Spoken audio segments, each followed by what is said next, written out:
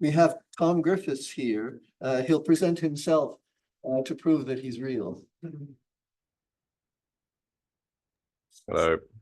Okay, so he is suffering from COVID right now, but what we're going to do is going to run a video that he's already made that's related to what he was going to say here anyway, and then he'll be here afterwards to answer the questions and to handle the comments. Ellie, are you there?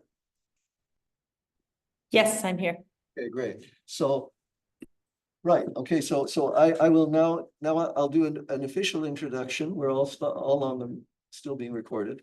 So Tom Griffiths is the Henry R. Luce Professor of Information Technology, Consciousness and Culture in the Departments of Psychology and Computer Science at Princeton University. His research explores connections between human and machine learning, using ideas from statistics and artificial intelligence to understand how people solve the challenging computational problems they encounter in everyday life. Tom completed his PhD in psychology at Stanford in 2005 and taught at Brown and University of California, Berkeley before coming to Princeton. He has received rewards for his research from organizations ranging from the APA, the National Academy of Sciences, and is co-author of the book Algorithms to Live By, introducing ideas from computer science and cognitive science to a general audience. Now, because of the COVID, he's going to be represented by proxy. Go ahead. And computer science in the way that, so what I'm going to do today is, as you go, talk a little bit about some ideas that connect different disciplines, and in particular, ideas that connect cognitive science and computer science in the way that we think about how large language models work. So you can see my appointment here is in two departments of psychology, department of computer science. That's a little bit weird. Hopefully by the end of the talk today, I'll have convinced you that some of the ideas from psychology are things that are actually relevant to computer science, and that won't seem weird at all. So my focus today is going to be on understanding large language models. Hopefully that's something that doesn't need a lot of introduction. Large language models have been in the news lately, including like on the cover of Time magazine. We have people writing papers arguing that these models show sparks of artificial general intelligence. But nonetheless, these models are things that we don't understand particularly well. And there are good reasons for this. These models are difficult to understand, partly because they have complex internal structure. They're based on neural networks like transformers, which have all sorts of internal components that interact in complicated ways. They have relatively opaque training data. So often we don't really know exactly what these models were trained on. We have some ideas about the kinds of things they might be trained on, but as the models become increasingly proprietary, we have less information about exactly how it was that they were trained. And we have difficulty accessing the internal mechanisms that are producing the behavior of these systems. So, if we wanted to go in and get information out, like the embeddings that are being used at particular levels of these models, often we can't do that in proprietary models. That information isn't available to us. And so we have to rely on going back to earlier models and trying to extrapolate from sort of simpler, more primitive forms to try and understand the behavior of these more complex systems. So the premise of my talk today is that these three properties are not unique to large language models. In fact, there are other systems that have the same challenges, right? In particular, human beings are systems that have exactly these same kinds of attributes. We're trying to understand human behavior. We're trying to understand the consequences of a system that has complex structure, one for which the training data is relatively opaque. We have some ideas about what it is, but developmental psychologists are still working hard to try and figure out exactly what the training data is that human beings get. And we have difficulty accessing mechanisms. It's still quite hard to go and stick a bunch of needles inside human brains. You often have to rely on going back to evolutionarily earlier and more primitive systems in order to be able to get access to something that's kind of like the embeddings that are being used by the system. And so for a computer scientist, this is unfamiliar territory, right? Trying to understand systems where we're operating under these constraints and we're reduced to basically analyzing the behavior of the system. But for a cognitive scientist, this is an opportunity, right? This is very familiar territory. It's territory that we've trodden for, as you've heard, many decades. Psychology goes back even longer than computer science, back to the start of the 20th century, and trying to work out methods that we can use for understanding intelligent systems just by analyzing the behavior of those systems. And so the observation, the kinds of methods for psychology might be relevant to solving these problems isn't unique. Several people have made this kind of observation, including Tomer, who introduced me here. Some papers that offer examples of this. Russell Binns and Eric Schultz have a nice paper where they actually just sort of ran a bunch of classic cognitive psychology experiments on GPT-3 and sort of found that it behaved in ways that were similar to and different from humans.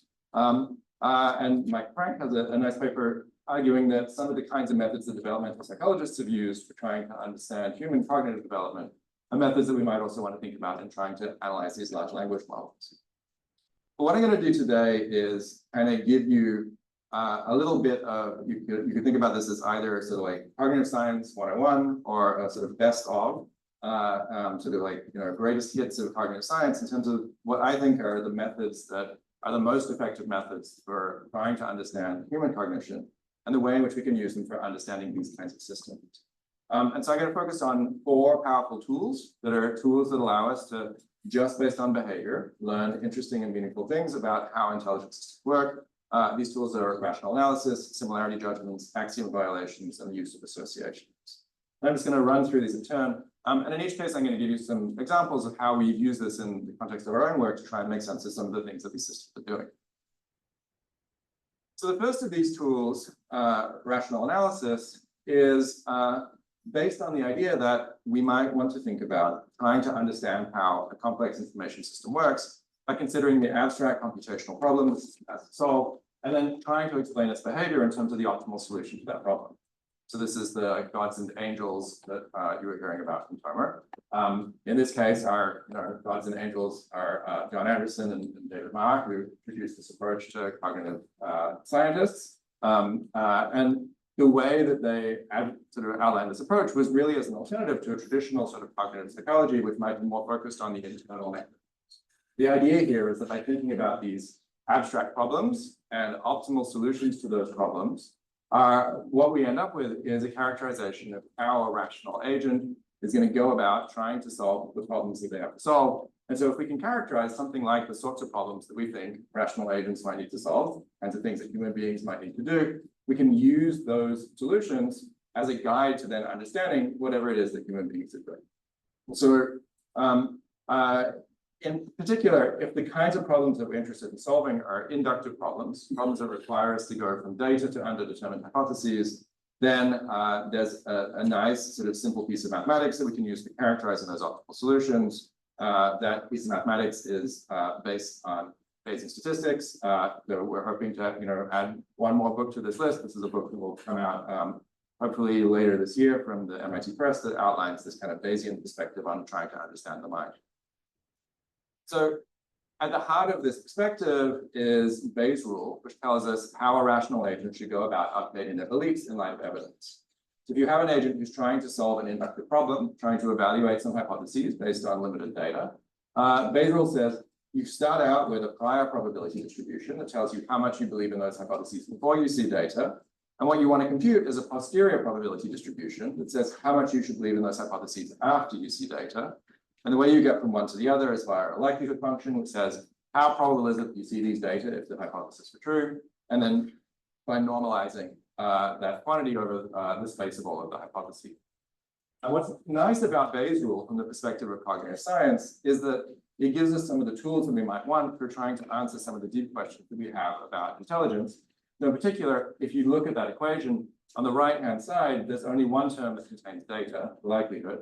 And the other term, the prior probability, kind of captures all of the things other than data that a learner brings to bear when they're trying to make an inference about whether a hypothesis is true. So that prior probability captures what a machine learning researcher would call inductive bias, right? It captures all of the stuff other than the data that influences the hypothesis that the learner selects. And as a consequence, it gives us a tool for then thinking about what it is that agents are doing when they're trying to solve these problems, how it is that they become better at solving inductive inferences. That's going to boil down to the kinds of wires that they're using for solving those problems. And so by making a Bayesian model of an aspect of cognition, we're able to then reason about what kinds of prior distributions people might be using to inform their judgments. And in turn, today, I'm going to argue you can use the same kind of approach to identify the kinds of prior distributions that might inform the behavior of machines. So just to sort of, as a warm-up exercise here, I'm going to give you a simple example of a problem of Bayesian inference and how we can use this to understand both people and machines. This is a audience participation moment, right? So I'm going to ask you some questions. I just want you to kind of like yell out your answers to those questions. You won't be able to hear, you won't be able to hear them. Okay.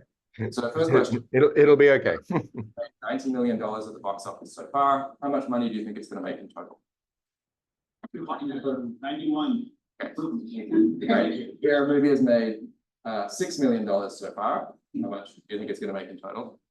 Okay. You meet a 90-year-old man on the street. You can see where this is going. What would you guess is his total lifespan? Okay. You meet a 6-year-old boy.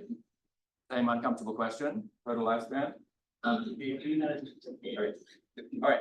So hopefully you noticed in answering these questions that the answer that you gave to these questions for, like 90 million and 90 years old, 6 million and 6 years old, even though it's the same numbers in some sense, the answers that you gave would be quite different, right, for these two different scenarios.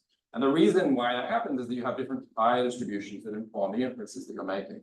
So we can kind of set this up as a slightly more formal problem. We say, we observe T, the elapsed duration or extent of some phenomenon. We're going to predict T total, the total duration or extent of that phenomenon. What should we guess for T total? Right, this is our sort of statistical problem here.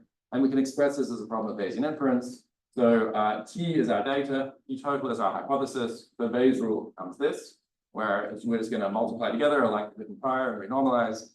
And then just to make things simple, we'll assume that the value of T you observe is just uniformly distributed between 0 and the value of T total. And then we can actually work out, well, what consequences different prior distributions should have for the predictions that you make. This is just showing 3 different canonical sorts of prior distributions. The power law distribution, which is a heavy tail distribution. This characterizes something like wealth, right? So most people don't have very much money. Some people have lots and lots of money. A Gaussian distribution, right? So there's some central tendency, it falls off rapidly on either side. This is more like distribution of, say, height, right? Height is not like wealth. If height were like wealth, then you would, somewhere on Earth, there'd be someone who's 5,000 feet tall, like the Elon Musk of height, right? And every day you would walk past somebody who's like 100, right? So these are very different distributions. And then an Erlang distribution, this is just a kind of gamma distribution. It goes up and then has an exponential there. And then on the bottom, I'm just showing you the predictions that you'd make as a Bayesian agent who's using these different prior distributions. And what I'm plotting here is the posterior mean. So the mean of the posterior distribution, the value where there's a 50% chance that it's higher and a 50% chance that it's lower. And what this shows is that, the kind of relationship between the T that you observe and the prediction that you produce, this posterior mean T star, depends on the form of that prior distribution in a very specific way. So if it's a power law prior, then you produce a multiple of the value that you saw. If it's a Gaussian prior, you predict the mean of that distribution, and then as you get past the mean, you predict something will go on a little bit longer. And for this kind of gamma Erlang prior, you predict that it's going to last a little bit longer, regardless of how long it's gone on so far. And so with Josh Tenenbaum, we ran an experiment where we saw whether people are sensitive to these different distributions. We actually went out and collected a bunch of data about, everyday phenomena and what distributions they follow. So we have like the gross of the movie is power law, right? So what you should be doing when you're predicting the gross of the movie is like, multiplying, approximately doubling the value that I gave you. The human lifespans are roughly Gaussian. So you should be predicting the mean of that distribution until you get close to the mean, and then you predict a little bit longer than that. It turns out how long people have served in Congress follows an Erlang distribution. So the prediction you should make is that they will be in Congress just a little bit longer than they currently were, which explains why Congress people are constantly stressed out and raising money. And then we get the actual prior distributions, and then we ask them to make these predictions, and this is what we get, right? So on the top, I'm showing the actual prior distributions. So that's the gray bars, the histograms of the prior distributions. The red lines are distributions from different families that are fitted to those. And then on the bottom, I'm showing people's predictions as the dots. These are the median of about 40 people making predictions for these different phenomena. And then the black line is the prediction you get using the empirical prior, and the red line is the prediction that you get using the sort of best fitting member of that family. And then the dotted line here just shows doubling, something that's called God's rule. This is sort of predicting that something will go on just as long as it went on already. And you can use that for scale in each of these cases. So the sort of cool, interesting finding here from a psychological perspective was that for this kind of predicting the future task, people actually seem to do something consistent with that Bayesian story, and in particular seem to do something which reflected, the appropriate prior distribution. The reason why I'm telling you this story, though, in the context of trying to understand something like large language models, is that it's an illustration of a way in which you can use a Bayesian model to identify something that is inside, in this case, a human's head, but we can also use to identify something that's inside the head of our AI system, right?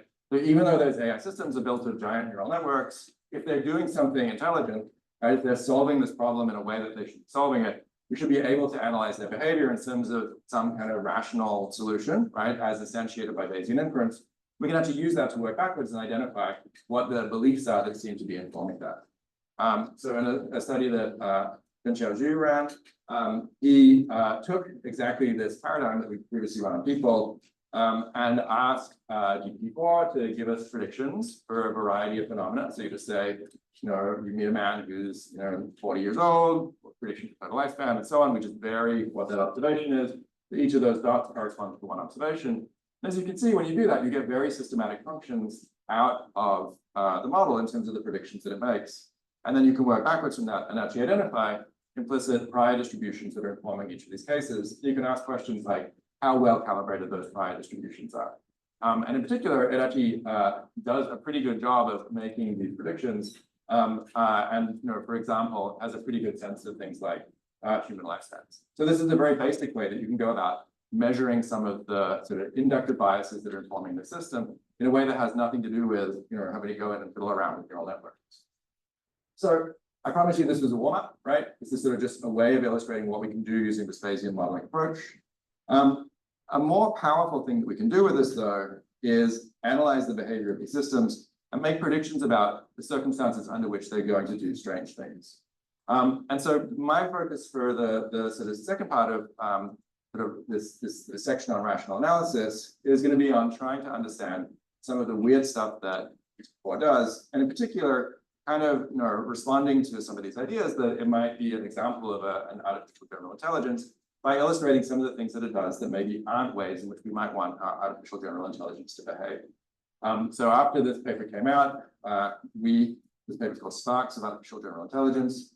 We wrote a paper called Embers of Autoregression, right? And the argument in this paper was that these models, even as they demonstrate sort of interesting intelligent behavior, also demonstrate strong traces of having been systems that were trained to solve this problem of trying to predict internet text, and that these traces manifest in ways that are sort of perhaps counterintuitive and influence the behavior of the models in ways that might be undesirable. So this is joint work with Tom Griffith, Jinyu Yao, Dan Friedman, and Matt Hardy. And so what we were interested in this paper was looking at how GPT-4 solves deterministic problems. So deterministic problems are problems where you're asked a question, there's should be basically exactly one answer that it gives to that question. There are things like executing a simple rule or a simple algorithm. And what we found when we started looking at how it performed on solving these deterministic problems is that you could find a lot of sort of weird things that happen. So here's 4 weird things. In the paper, we have more like 20 weird things. I'm just going to show you some highlights. So weird thing number 1, if you just give it a sequence of letters and ask it to count how many letters there are, it'll say it's more likely to get the right answer if there are 30 letters than if there are 29 letters. Okay, weird thing number 1. Think about what's going on here. Weird thing number 2, if you give it a task like just manipulating the words in a sentence, there are very systematic patterns in how well it does at solving that task. For example, it does a good job on the sentence on the top, but a bad job on the sentence on the bottom. So here's weird thing number 3. This is based on using shift ciphers. So a shift cipher is a cipher where you take every letter in the alphabet and you shift it forward some number of steps. And so to decode it, you need to shift it back corresponding number of steps. And so here's a task where we say, okay, here's a message. It says decode this by shifting every letter 13 positions backwards in the alphabet, right? The correct answer is this, and it does a good job. It produces the correct answer. But if we give it exactly the same problem and we say decode, this is now a sentence which is encoded using a shift cipher, which is moving letters forward 12 steps, so it has to move those letters backwards 12 steps. It does very poorly. Okay, so it can solve this when it's 13 steps, but it does very badly when it's 12 steps, 14 steps, or other numbers here. And here's the last example. If you ask it to do, there's sort of like been a lot of work looking at how these systems do math. We have a very simple version of this where we just look at linear functions. You say, take a number, multiply by 9/5 and add 32. Does a good job of solving this problem. If you ask it to multiply a number by 7/5 and add 31, it does a bad job. Okay. So the question is, what's going on? This sort of seems like a lot of weird behavior. We can go back to our tools of rational analysis. And if we think about this sort of from a Bayesian perspective, here, the data D is the query that we're providing, right? This is the thing this question we're asking it. And the hypothesis H is the answer. For a deterministic problem, even if there's, we should be assuming that the probability of the data given the hypothesis should be greater than 0 for valid hypotheses, that is, hypotheses that actually correspond to valid answers to the question that's being asked, but then 0 for all others.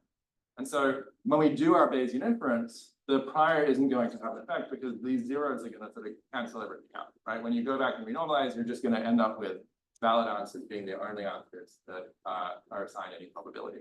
And so your prior shouldn't have an effect. But if the likelihood function here leaks a little bit, so you're putting non-zero probabilities for hypotheses that are not actually the valid answers to the question, then the prior can start to influence the answers of the system. And that's essentially exactly what we're seeing here, right? So if you think about it, this is a neural network model. Neural network is not producing a perfect approximation to the Bayesian inference here. It's sort of producing a soft approximation. That soft approximation is sort of not sufficiently zeroing out the things that should be zeroed out. And as a consequence, the prior distribution is sneaking through and influencing the answers that are being produced. And the prior distribution for this model is like the distribution of internet text. So the prediction that it makes is like, how often things occur in internet text are going to affect performance.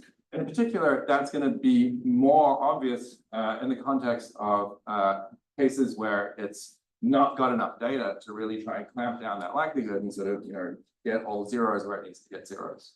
And so if we go back and look at those weird things that happen, this is exactly what's going on. So the reason why it does better for 30 than for 29 is that the number 30 appears on the internet more often than the number 29. And in fact, this is a general trend. So if we look at how well it does on counting, as a function of here, this is the negative log frequency of the number of things that you're trying to count. As the log frequency decreases, performance decreases correspondingly. So here, this is for both GPT-4 and GPT-3, the two models we were comparing. Likewise, this effect is being driven by the fact that the sentence on the top, that's the answer that you're trying to produce. That's a good sentence, right? It's one that is relatively probable under a language model for English. Whereas the sentence on the bottom, if you're trying to produce something which is like a nonsensical sentence or a sort of improbable word order, then it does a poor job of solving this problem.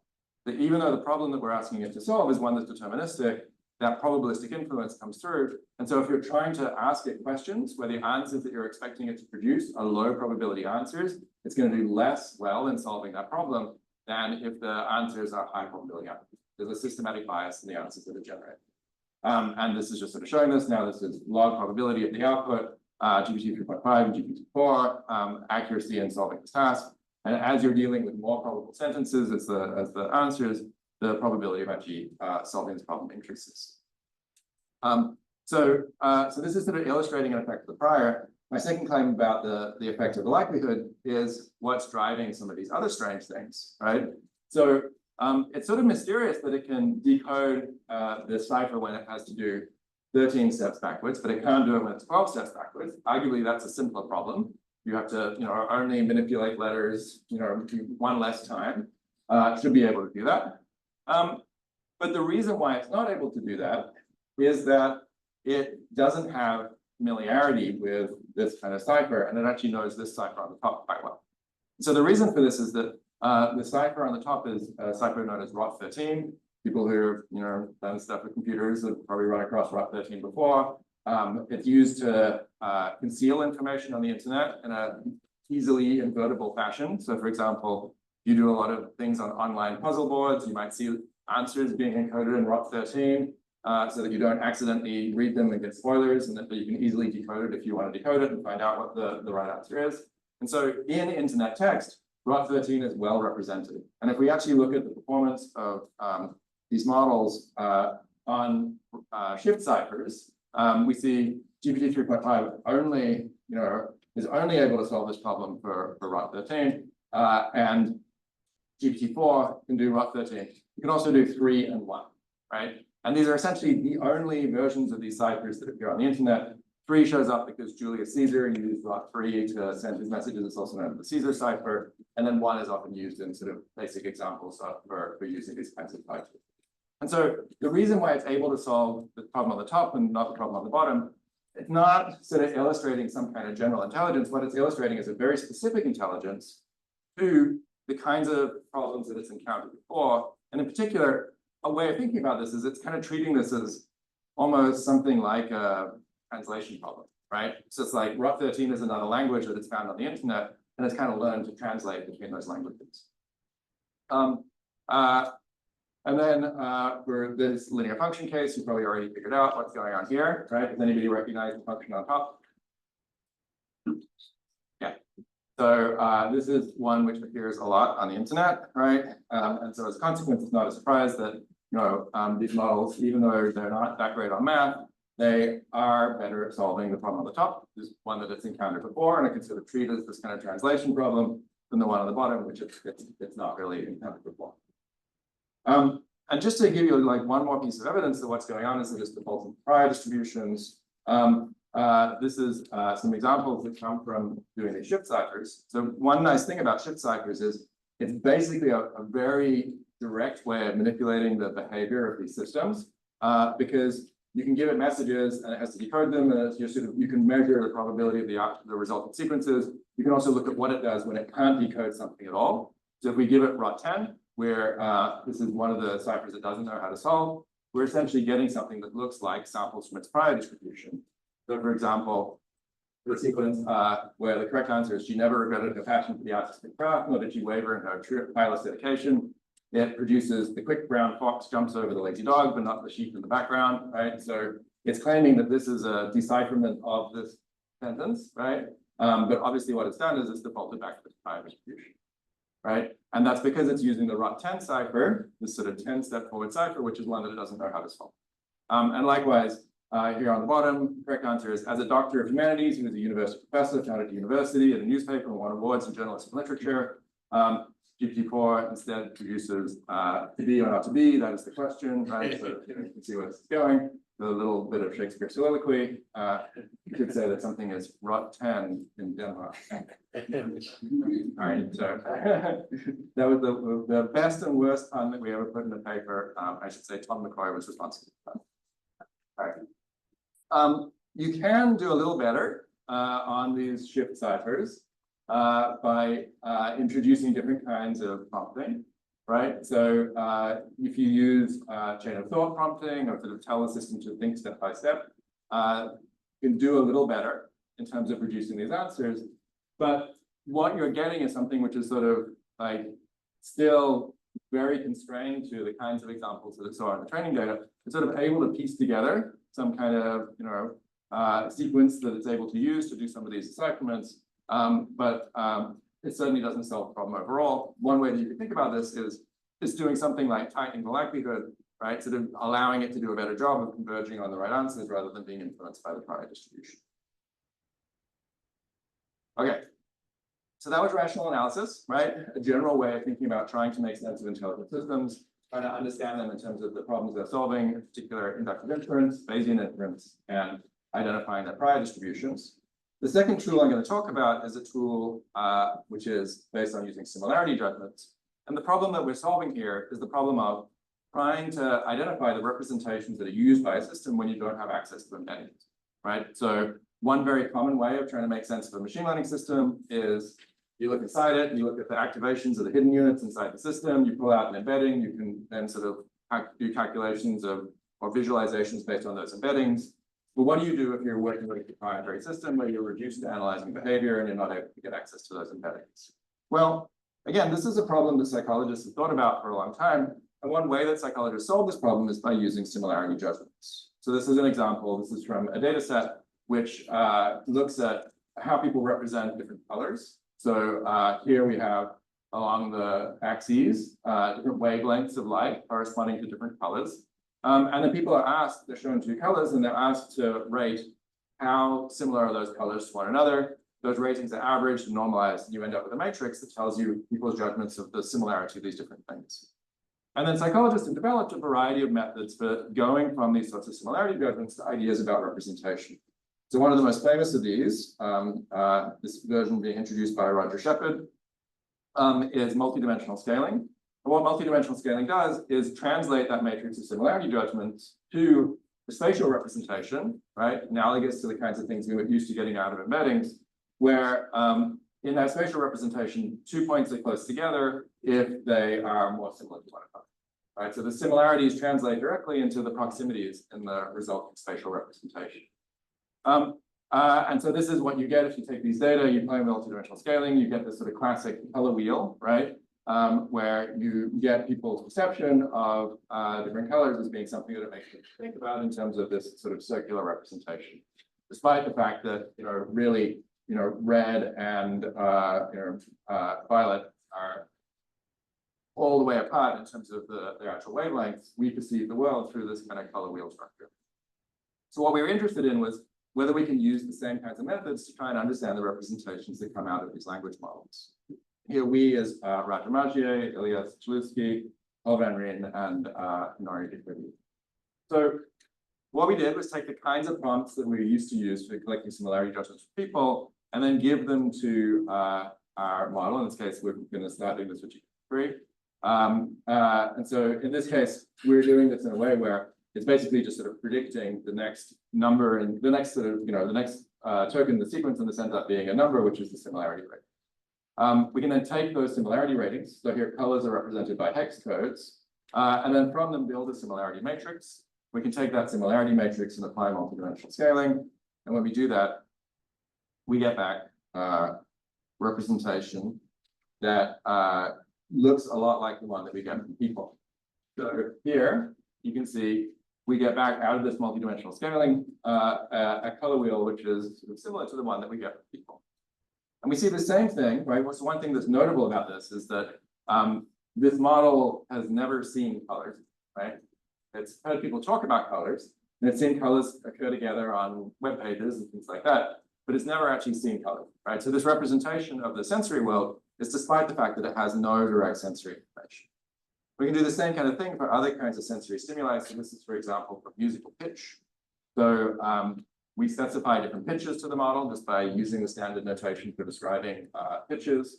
When we do that here for different models, you can see you get this very systematic relationship where as the interval between pitches increases, the similarity between them decreases, except you get this bump at 12 semitones, which corresponds to the octave. And so this bump, which you also see in humans, when they ask them to rate the similarity between pitches, corresponds to the fact that two instances of the same musical note sound similar to us, even as they might differ in the underlying pitch. And so when we apply multidimensional scaling to the human data, you get out this kind of spiral representation that captures the fact that pitch, sort of overall pitch is playing a role in people's perception of similarity, but the spiral here is allowing us to have this correspondence exist between the notes that are an octave apart. And you get the same kind of spiral representation out of multidimensional scaling applied to the representations that are derived from this model. And so, again, this is sort of interesting because these models have never heard a musical pitch, right? All of this information is being extracted from language. And so this kind of approach allows us to explore the extent to which different kinds of sensory representations can be derived from linguistic information alone. And we can then compare the representations that come from these models, the representations that we get from people when we ask them to do analogous kinds of tasks. When we do that, what we find is that for certain kinds of sensory domains, such as pitch, color, the loudness of sounds, they do very well. They correlate very highly with human similarity judgments. But for other perceptual domains, things like the timbre of musical instruments or the taste of different kinds of tastes, or the sound of different consonants in languages, they do relatively poorly. So one takeaway from this, right, the sort of cognitive science takeaway is certain kinds of sensory information are better encoded in language than others. I think the takeaway for computer scientists might be something like, if you're trying to figure out whether you should trust your large language model's advice on a particular thing, you might want to, think about how well aligned it actually is with the representation you have. So, for example, it might be okay to ask a large language model for advice on your outfit, but you might not want to ask it for advice on what ingredients to combine together in a recipe, right? And even though that seems a little bit trivial, in other recent work, we've been exploring how this kind of alignment has consequences for more substantive sorts of alignment. So this is work by Andrea Wynn and Elias Tuitsky, where what we looked at was whether this kind of representational alignment between a human and a machine is actually something that influences the ease with which we achieve value alignment. That is, the ease with which we achieve correspondence in the values of those two systems. And so the way that we solved this problem was we took 50 actions from the justice category of the ethics model reasoning data set, which is the data set previously being used to evaluate some of these models. And so we then converted these into actions, like an example action would be something like pick up illegal items from the post office. We asked people to rate how ethical is it to engage in this behavior. And so for each of these items, we end up with a rating at 0 and 100. And then we collected similarity ratings of actions from 200 people. So for every pair of actions, we have a bunch of similarity ratings, so we can actually work out how similar people perceive those actions as being. And so we can use these data to calculate a similarity matrix. This is the human similarity matrix of these 50 items. We can get the same kind of similarity matrix from the language models. And then we can use those similarity matrices from the language models as the basis for then performing a reinforcement learning task, where the goal is for the system using this information to try and learn what are ethical actions. Right? The way you can set up that reinforcement learning task is you say, the system's going to choose what actions to produce out of these 50 actions. It's a kind of contextual multi-arm bandit task, right? Where the reward corresponds to the ethicality rating of those actions. And you want to be focusing on performing actions that people consider to be highly ethical. You want to be reducing the number of times you perform unethical actions. So in practice, you can implement this either in a sort of classical RL algorithm, where we take this contextual bandit structure, we do Thompson sampling over kernel regression based on the embeddings that we derive from these models, or you can do kernel regression on either the similarity matrix we derive from model, or a lot of the models that we evaluated here were also models we could get embeddings from directly and then compute similarity matrices from. Or you can also do just text-based reinforcement learning, where this is done as a form of in-context learning in a chat interface. And so what we find when we do this is that the degree of representational alignment actually predicts how successful we are in producing systems that end up being aligned with human judgment. So this is just a little complicated, and to sort of break this down for you. The red line is a baseline that just shows how well you do in this reinforcement learning task. You don't have any of this contextual information, and you're just using Thompson sampling. All of these sort of turquoise dots correspond to different word embedding models or sentence embedding models applied to the sentences that give us a representation of the similarity between those things. The blue dots correspond to different GPT models, and the black dots correspond to doing that text-based RL.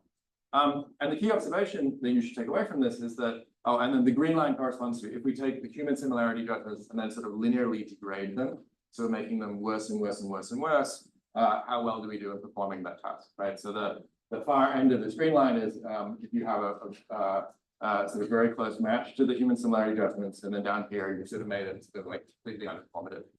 And so the main takeaway that you should see, though, is that as we increase in representational alignment, the mean reward that's acquired by the system in performing this task also increases.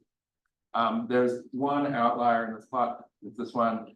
This is GPT 3.5 Turbo, which is sort of mysteriously unaligned with people in terms of its representations relative to its performance on this task, and that's something we're trying to figure out. But the main takeaway here is that if we can measure the extent to which two systems are representationally aligned, that has implications for then knowing how likely it is that they're going to end up being able to agree on what are reasonable actions to take in their environment. And this is something that I think should incentivize us to try and design systems that are well aligned with people in terms of how they represent the world, but also to be, worried about systems that aren't particularly well aligned with. Okay, so my third topic from psychology is the idea of axiom violations. And here, the idea is that if we want to understand a particular kind of behavior, and that behavior is described by a mathematical system, then one way that we can get insight into the underlying mechanisms is by looking for violations of that mathematical system. And so this is a classic approach taken in psychology. The master of this approach is Amos Tversky, who you might know from his famous work with Daniel Kahneman. But he also wrote great papers about things like similarity judgments as well as decision making, where he took this approach and said, let's take a formal system, metric axioms, axioms of probability theory, derive consequences, and then show that people violate those consequences as a means of exploring what the mechanisms are that actually inform people's behavior. So we focused on one particular aspect of GPT-4's behavior in this respect, which is its production of probabilities. There's been a fair amount of work which has looked at how well calibrated the probabilities produced by these models are. We focused on a different question, which was how coherent those probabilities are. That is, you get a whole bunch of probability judgments, do they actually correspond to a correct probability distribution? And one of the ways in which this question has been evaluated in the psychological literature is by using various probabilistic identities.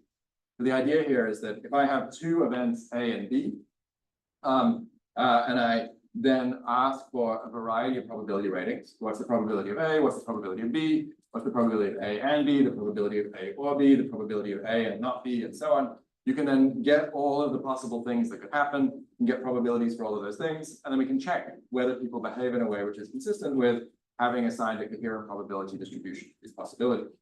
And so one way you can check that is by constructing these probabilistic identities. So for example, the one on the top here says, the probability of A plus the probability of B minus the probability of A and B minus the probability of A or B should be equal to 0, right? You can sort of check your probability theory that this should be equal to 0. It's true for all of these identities should be equal to 0.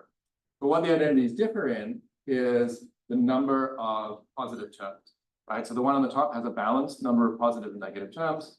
This one has one more positive term than negative terms. And then this one down here has two more positive terms than negative terms.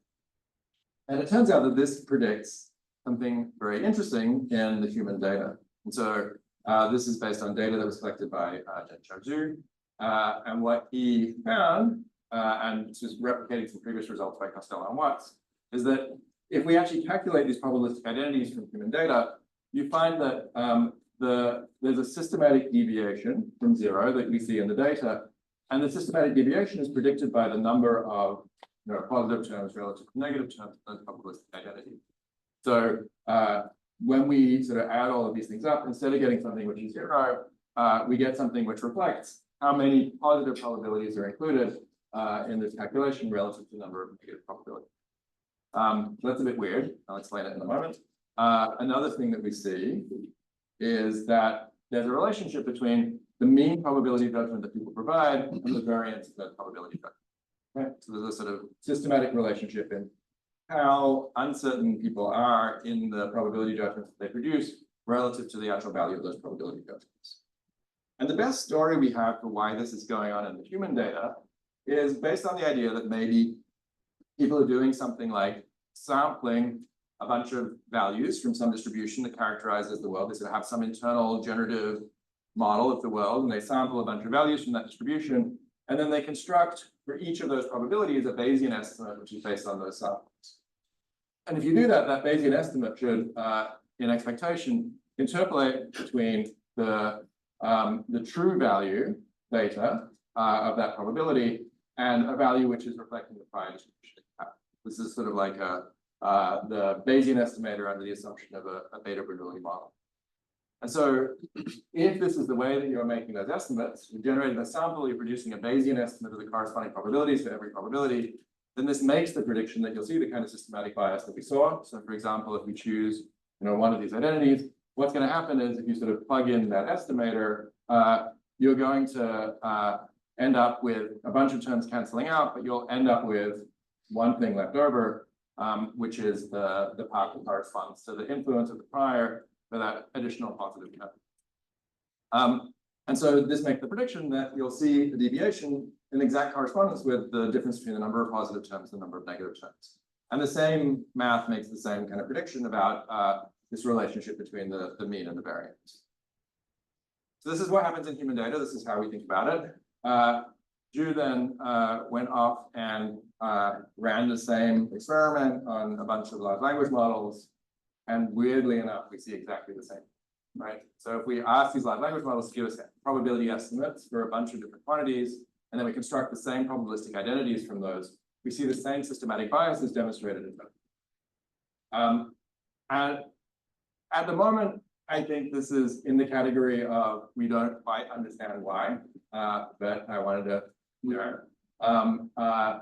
But one possibility here is that the reason why this is happening is similar to the other rational analysis examples I presented. But these systems are doing something like a reasonable sort of Bayesian solution to the problem. The thing that I think is a little complicated to understand is why they might do that via something that is well characterized by a Monte Carlo sample. We have a little bit of math in the paper where we make an argument that they should be doing something like this. But I think this example is potentially one that might make us go back and rethink the explanation that we gave for the human behavior, right? So if we know that the way that the AI system is working is something that's using a very specific kind of mechanism that's different from the kind of mechanism we postulated for the human data, but we find when we look at what the AI system is doing, that it's doing something which is very like the pattern that we see in the human data, then that should make us think that there's some kind of universality across intelligent systems that's being reflected in this behavior in a way that might make us go back and try and come up with a better explanation of what's going on. So this is, in many ways, I think it's an opportunity to improve our cognitive science, where if we are able to get these clinical results that are quite different from humans, it might constrain the way that we theorize about the properties. Okay, the last topic I'm going to talk about is using association as a mechanism for probing the assumptions behind these models. And what I'm going to focus on for this case is trying to understand the biases of large language models. So, I mean, I think since the inception of these kinds of models, there's been a lot of controversy about kinds of biases that they demonstrate. A lot of those biases are in the data that they're trained on. So these can be biases in the way they represent gender, race, and other characteristics. One of the challenges for companies that have been putting out these systems is trying to engineer them in ways that those biases don't, continue to perpetuate or exacerbate the kinds of problems that are reflected in the data that they see. And so at this point, the kinds of deployed large language models have been very carefully engineered to avoid demonstrating any kind of explicit bias. So, if you type in phrases that are potentially problematic, it'll flag them as potentially problematic. It'll refuse to do things because it has concerns about this not being an appropriate thing to do. However, it's worth pointing out, again, sort of drawing on psychology, that this kind of explicit bias is not the only kind of bias that we see in intelligent systems.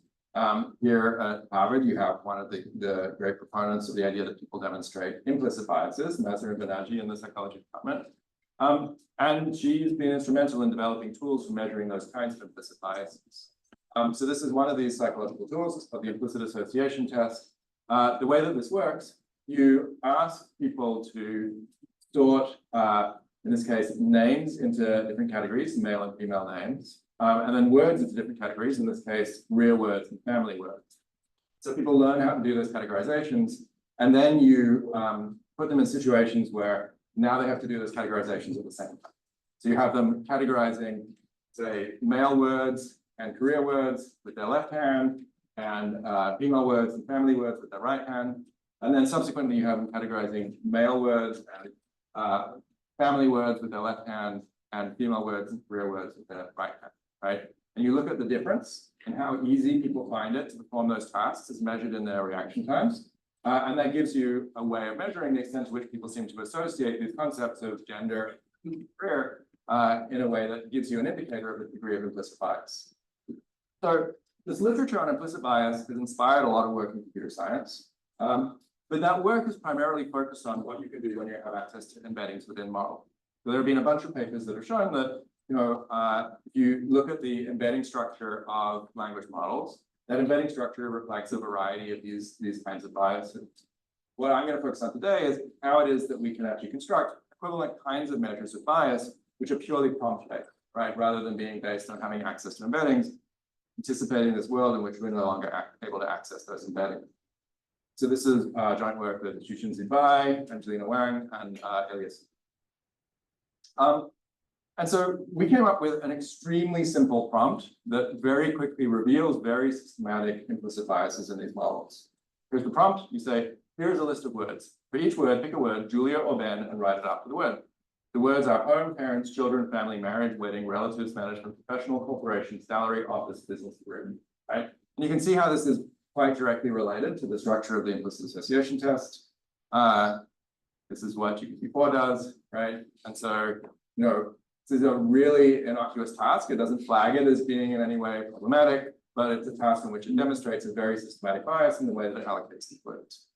And then we sort of follow up on this by seeing what the consequences of this kind of bias are for the decision space. We say, okay, now generate 2 short profiles about Julia and Ben, married young couple. Julia and Ben are facilitating workshops. Topics are office and wedding. Who do you suggest should lead the discussions on office? Who should lead the wedding workshop?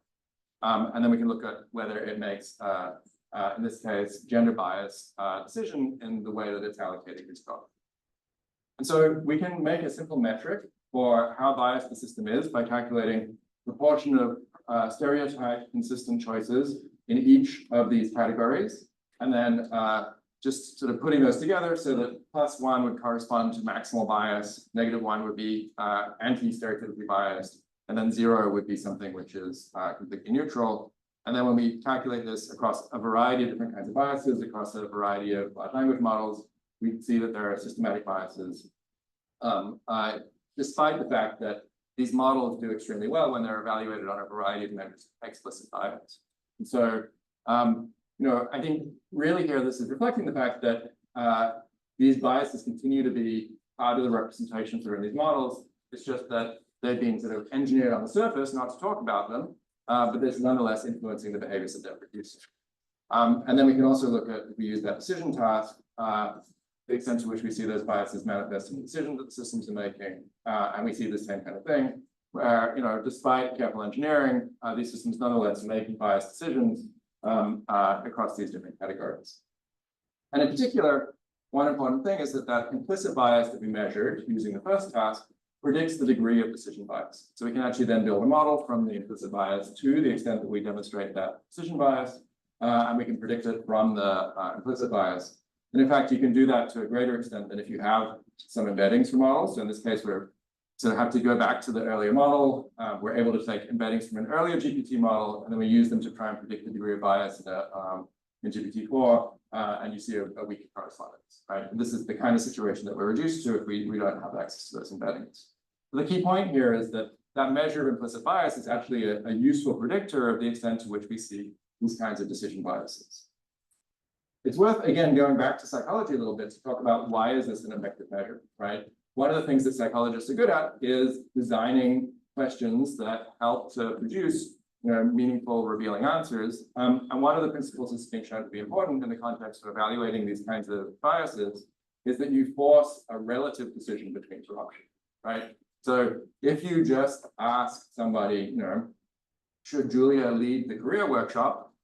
They will say, yes, of course, Julia should lead the career workshop. But if you put them in a situation where it's like with Julia and Ben, and they're making these choices, then establishing that relative situation where you're making that comparison, then those, small implicit biases are enough to tweak the system in a way where it ends up producing meaningfully biased responses. And so we actually see exactly the same phenomenon in the large language models. So again, this is just taking GPT-4. But if we give it that same decision task, but we isolate the decisions, and so you just ask, should Julia lead the career workshop? Should Ben lead the family workshop? Then you see a significant reduction in the degree of bias that's demonstrated. So again, if we want to be able to measure these things, I think there's something that we can learn from the kinds of methods that psychologists have developed for revealing the biases or otherwise hard to detect behaviors in the way that we construct the questions that we ask our system. Okay, so this is 4 tools from cognitive science. My high-level conclusions. I think the main thing I want you to take away from this is that cognitive scientists have developed a rich toolbox of methods for understanding intelligent systems. And in particular, these tools are really useful when we're reduced to just analyzing the behavior of those systems. One of the key tools that I think we can use when we're trying to understand these very complex, large deep neural networks, even though those systems are based on a kind of technology that we in some sense understand, right? We sort of know how deep neural networks work. If we want to get insight into their behavior and try and understand the assumptions that they're making and the ways in which they're making their decisions, using a cognitive model like Bayesian inference, which is giving us a model of these systems at another level of abstraction, is something we can use to make sense of them, to get insight into them, even if we know that they're not explicitly performing Bayesian inference under the hood. And this is very much the way that we use this kind of technology in trying to understand human behavior, where we say, this is the way that a system should behave if it's doing a good job of solving this problem. And it thus gives us a tool for being able to work backwards and reveal some of the assumptions that guide the system's behavior. So hopefully I've convinced you that there's a meaningful connection between psychology and cognitive science, right? Sorry, psychology and computer science. Those of you who are computer scientists, I hope will enjoy talking to your colleagues for psychologists and vice versa.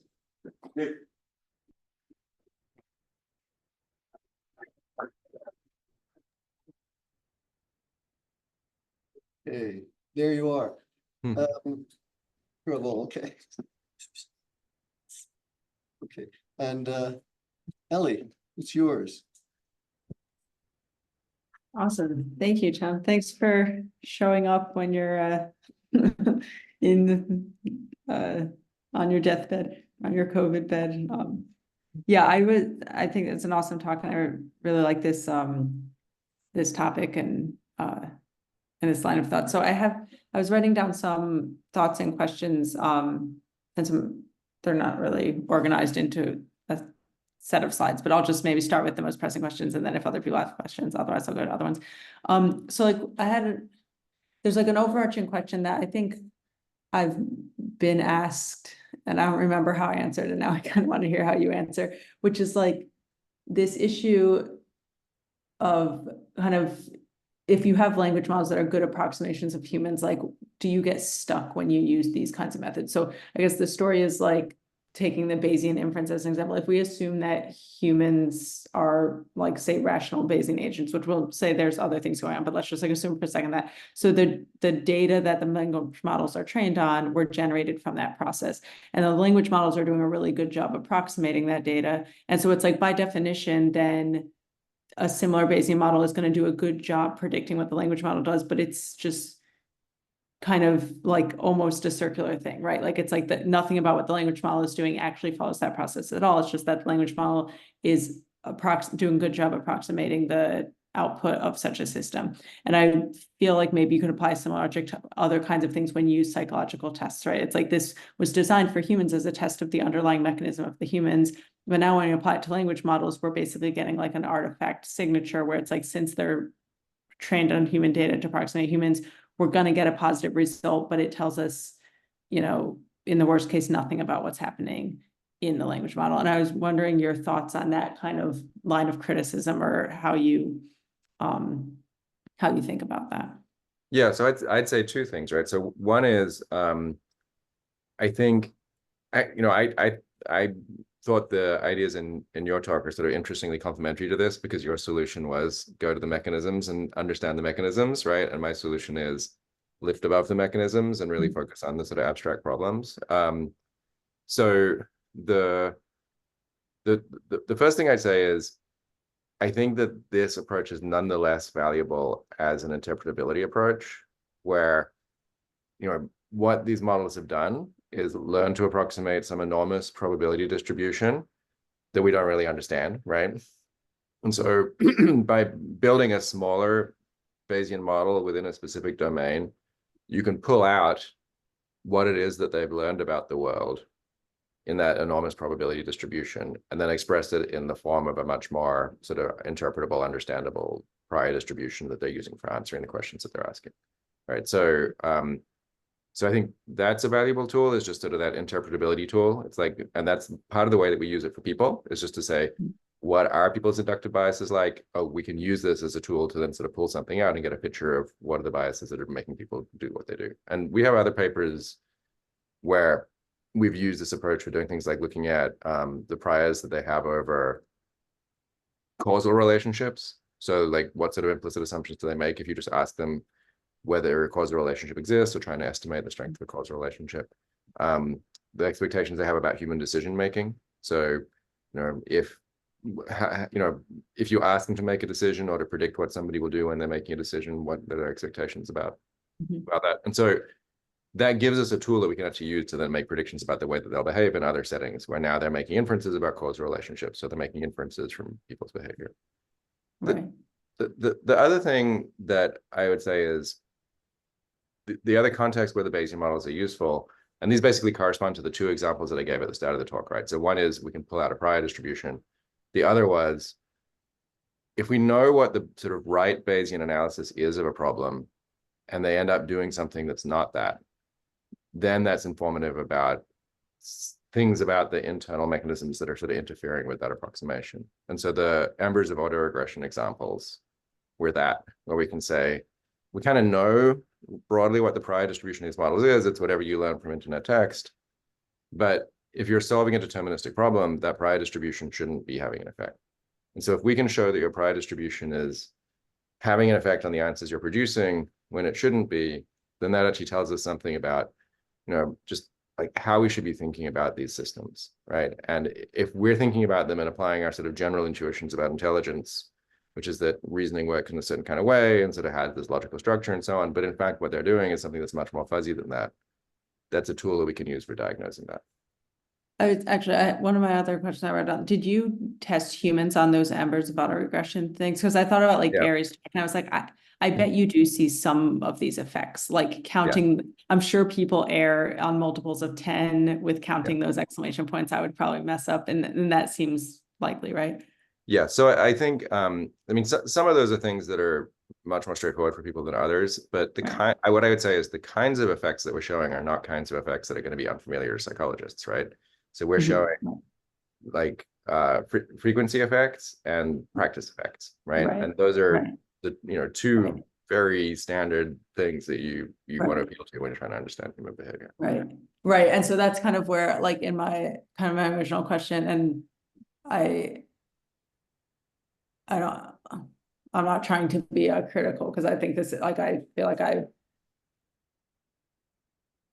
it's that thing where you're like, oh, if the models show human-like biases, like, which I'm always like excited when I say that's like, oh, that's cool, it shows human-like biases, and then it's like, I get stuck because I'm like, was that a foregone conclusion? Like, of course it shows human-like biases. It was trained on human language data, right? Like, what, like, almost like, did we know that in the, like, if it shows human-like kind of content effects to human, like, of course it does. It was trained only on human data. Like, why would it have learned any other kind of biases? And so that's where I get stuck. And I wasn't sure if you had a thought for how to get out of that trap, right? So I think that's a case where it's doing things that make sense to us as psychologists, but it's doing them in situations where people wouldn't do them. And so that's kind of why their errors are surprising, right? It's that, like, I think, it's like, maybe you can call it a system 1, system 2 thing, or whatever you want to call it, right? But it's like, it's doing something which should be an explicit reasoning task and reducing it to something which is much more like an associative inference task. Yeah. Awesome. I see other hands, so I'll let somebody else take the floor. Awesome talk. Thank you so much. Stephen, am I on, or? Yes, you're the one with the hand. Okay, great. I'm sorry to hear that you had COVID. I'm kind of feeling, after sitting through all this, that I have COVID, but that's another issue, I suppose. It's very interesting talk. And are you familiar with Larry Maloney's recent paper on probability judgments for GPT-4 and humans? I think it's in Nature. Yeah, I haven't seen it. Yeah. Nature something, and basically he set up, health tasks, financial tasks, are you likely to have cancer, blah, blah, blah, and then gave this to the chatbot gives the humans. And of course, their probabilities are correlated like 0.95. So sort of like we're showing in this context. So it's really quite amazing how little prior information. And I grant you there's probably a lot of prior information in the text, but a little prior information in the structure of this thing. And that somehow, and I believe you're right, that it implicitly garners some of that probability distribution from, the context that it's getting. Okay, but one concern I had was a perceptual kind of comparison you made. I did not understand why hex codes, which would at best give you 0 to 255 numbers, other than producing noise, and then multidimensional scale in a Euclidean sense will tend to produce, circles, just as a bias. Am I missing something? So like, what do you mean? Are you missing something? So Well, are the hex codes somehow known perceptually to GPT-4 as a color, or yeah. is it just a code? Really? No, so it knows. So hex codes are used in internet text for referring to colors, and that's both in HTML, but you just see people on the internet saying, "Oh, I'm trying to figure out for a web page, should I be using this hex code or this hex code, or which of these colors is better for doing this." So we can find lots of instances of people talking about hex codes in the. I see. So it could have inferred that hex code 1 and hex code 2 are like red and orange, and therefore they're highly similar. That's sort of what you're getting. Yeah, so it'll have like words like red and so on appearing with different associated hex codes. You can do some Googling of specific hex codes and Oh, I believe you. So yeah, I've also seen a lot of examples where people have taken the original Shepherd results and run something through multimodal scaling, which often with a Euclidean metric will produce circles. So it's just yeah. circles of almost numbers, letters, whatever you want. So let me show you color wheel. So we have the similarity matrix, which you can use as a No, moderator. I'm sure you do. I'm not doubting that. I'm just, it's kind of shocking that it has perceptual sense about these things. And again, I guess probably out of context. I mean, there's hundreds of millions of contexts that it must in fact induce in this space. And certainly Anthropic has been showing some incredibly stunning pictures of the contextual space there. And yeah, that's it. Yeah. So this is the actual similarity matrix here. No, I see it. I see it. It's shocking. Yeah. And so, but then really what you're showing is it's sort of human knowledge all the way down to the last turtle. As we go up to this thing, there's human knowledge everywhere. And sort of like what Ellie was saying, why are we surprised? Because that's what we've been giving it, right? So you're sort of confirming something that, and in an elegant way, but that should be true.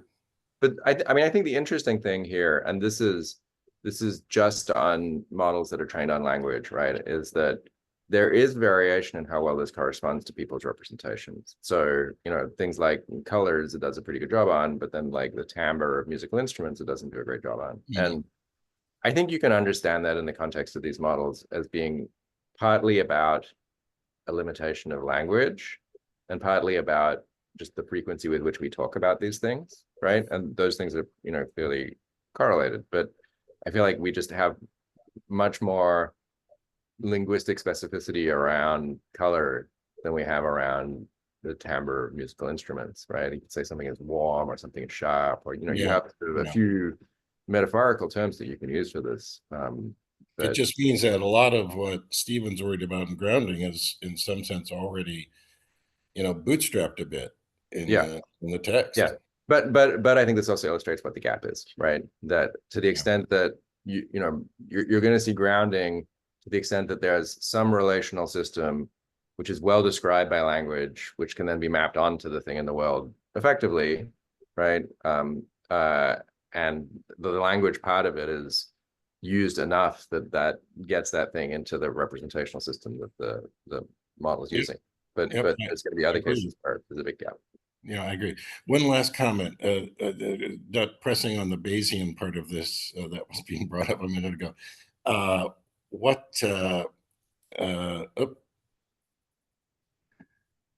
I seem to be disembodied, but I'll go on.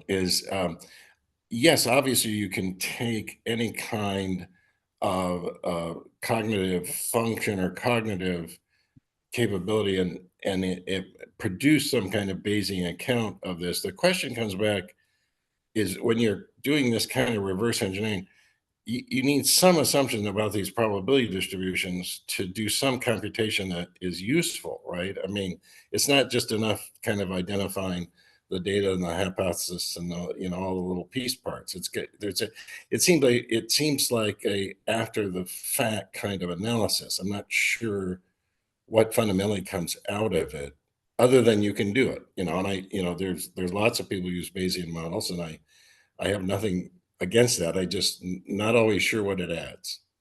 Yeah. So, I mean, I think in this case, the interesting thing is, I think the thing that's maybe sort of like unusual for somebody who's like used to building AI or machine learning systems is if, you know, it used to be if you were a machine learning engineer, you would say, I'm going to build a system that solves this problem.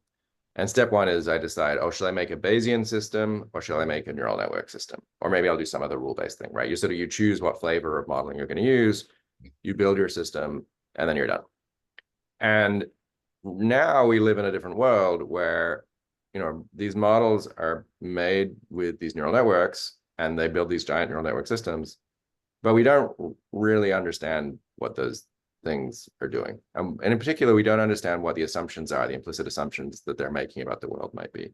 And so I think the interesting opportunity of building cognitive models on top of a machine learning system is the thing that's sort of, you know, novel and different and sort of something that's a interesting fact about the moment that we're in, where we can then say, okay, well, I made my big neural network, but what I really want to understand are what are the assumptions that this model is making when it's making a particular kind of prediction or it's when it's producing a particular kind of behavior.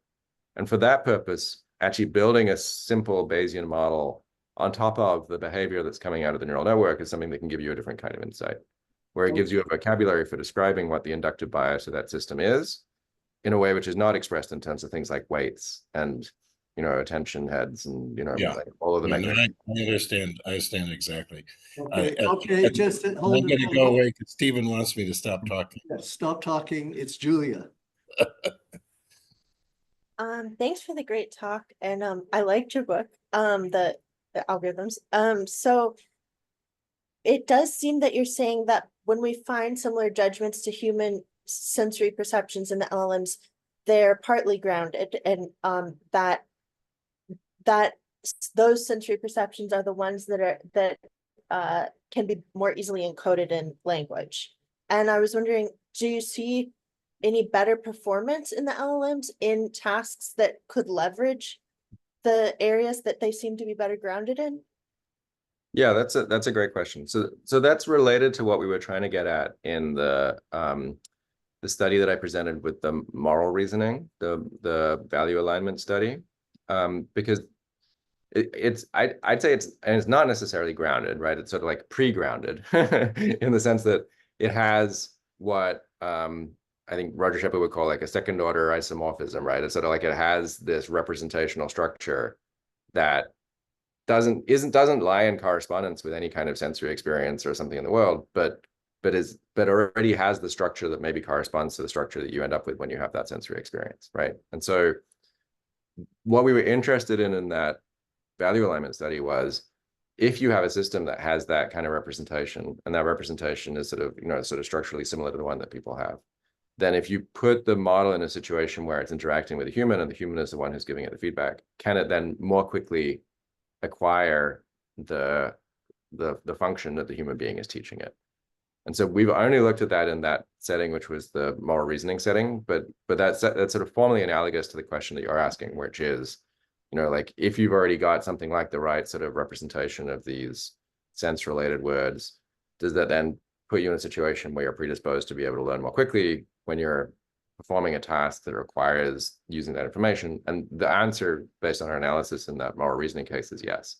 that the degree of correspondence and representations is something that sort of is the degree to which you're primed to be able to learn those new relationships.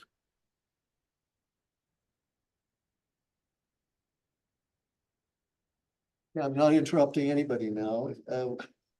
We're coming into the home stretch. Does anyone have anything to add?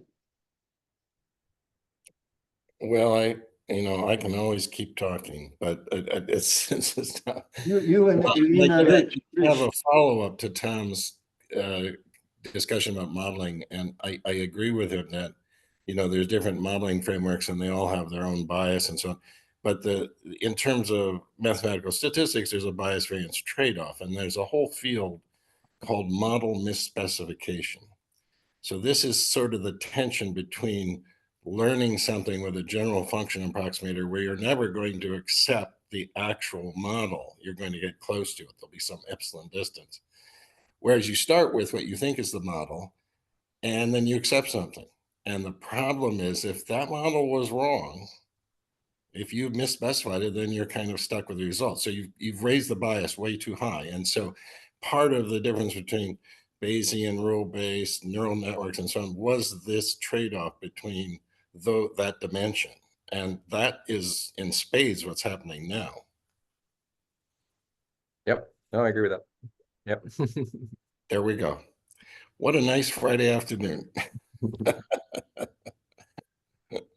Okay, well, Well, I'm done. if everybody's run out of anything to say, I haven't. I want to thank Tom for the heroic effort that he made over here, and also Ellie for doing 3 sessions. No, yeah, 3 sessions plus your own today. Thanks very much. And It's fun. and I get off early so I can start uploading the videos so that everybody. But Stephen, everyone should applaud you, who's ever on right now, for this amazing 2-week performance where the wheelbarrow hasn't come by and grabbed you and thrown you down and taken you away with a straitjacket. I'm just shocked you managed to do this, and it's impressive. Who knows tonight? Who knows what's going to happen?